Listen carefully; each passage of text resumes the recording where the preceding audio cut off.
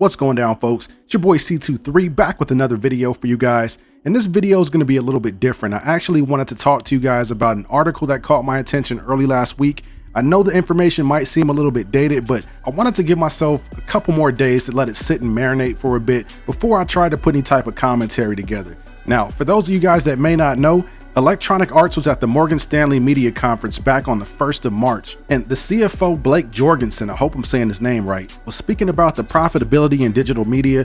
More specifically though, he was talking about EA's digital content businesses. Now, getting to the point, Blake Jorgensen said that EA makes $1.3 billion off of their digital content business. And of course, I'm talking in terms of annually here. So they make $1.3 billion every year off of digital content. Now, that number itself doesn't really surprise me because EA has a pretty extensive library of AAA titles. So when you factor in games like Star Wars Battlefront that sold over 13 million copies, hitting $1.3 billion in digital sales doesn't really cause me to raise an eyebrow. Now, what did get my attention and ultimately led to me making this video is that out of the $1.3 billion that they make every year from digital content, $650 million of that money comes from microtransactions and Ultimate Team. And of course, the sales from FIFA Ultimate Team are included as well, but $650 million, you guys can't be serious. It really is kind of mind-boggling when you think about it. And no, don't get me wrong, I'm not saying anything negative about Ultimate Team. I love the mode, it's addictive as heck. I've been playing it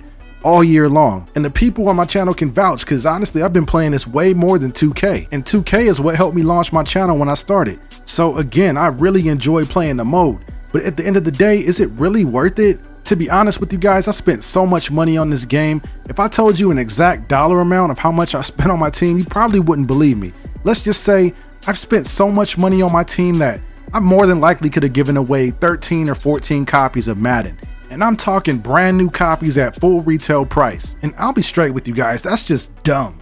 And I'm not saying that all of you guys out there are dumb as me, but there are a lot of you guys out there that are dumb as me as far as making these purchases. But it's almost a necessary evil if you want to compete, and compete right away. Now, you can always work your way up and grind through these solo challenges. You can work some auction block magic and come up that way. But EA has got it down to an exact science. When they start offering these bundle toppers that are these exclusive rare cards, sometimes the easiest way to get them is to pull them out of packs. And it's a brilliant business strategy, don't get me wrong. Anytime a business attracts paying customers without having to provide them any goods or services is the ultimate business strategy. You can't beat that. But this is just my opinion.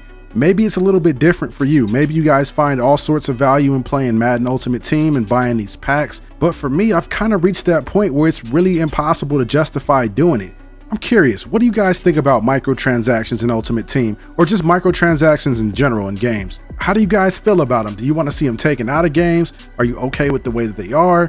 What are your thoughts? Drop me a comment below and let me know what you guys are thinking about this, because I really want to know if there's anybody out there who thinks like I do, or if you think that I'm just like way off base with this one. Now, for the record, I will say this. I don't mind microtransactions being in games and you having to buy packs to upgrade your team and this and that. But what I will say is some of these prices are a little outrageous. First and foremost, the prices for these packs and bundles must come down. Why the price for one of these premium bundles with a rare topper can cost you more than the game itself is just ridiculous. It's just out of control. It just makes no sense at all. That needs to change. And speaking of the premium bundles, why am I not allowed to use my hard-earned coins to buy the bundle? If I feel like dropping 600K or whatever it is on an Ultimate Legend bundle, why don't I have that option? I can buy all the lower tier packs that I want with coins, but not the bundles? To me, that just doesn't make any sense. Or maybe they can expand the MUT rewards program. Maybe if you make it to a certain tier, you can get next year's version of the game for free. I don't know, it's just a couple of ideas and I'm shooting from the hip. One thing's for sure though, the status quo is not gonna cut it. And like I said earlier, I am completely done with buying packs. For the amount of money that EA is making off this game mode, we are nowhere near getting the value that we deserve in return. Will there be any changes made in the future? Only time will tell.